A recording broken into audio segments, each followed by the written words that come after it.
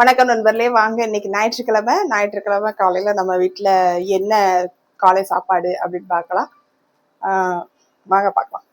காலையில் வந்து பார்த்தீங்கன்னா நல்லா ஹெல்த்தியான பயிர் தான். இதில் வந்து 3 பயிர் போட்டிருக்கேன். என்னென்னா கொள்ளு, அப்புறம் பாசிப்பயிறு, அப்புறம் நம்ம கருப்பு கொண்டைக்கடலை, வெங்காயமும், அதுக்கப்புறம் லெமன் லைட்டாக பிழிஞ்சு விட்டுருக்கேன்.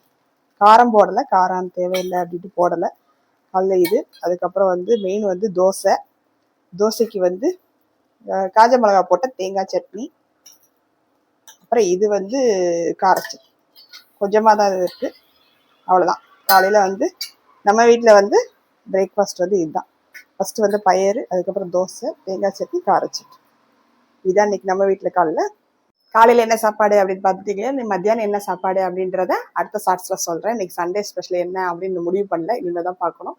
இந்த வீடியோ பிடிச்சிருந்துச்சு அப்படின்னா கண்டிப்பாக லைக் பண்ணுங்கள், ஷேர் பண்ணுங்கள், கமெண்ட் பண்ணுங்கள், சப்ஸ்கிரைப் பண்ணுங்கள். ஓகே, தேங்க்யூ, பாய்.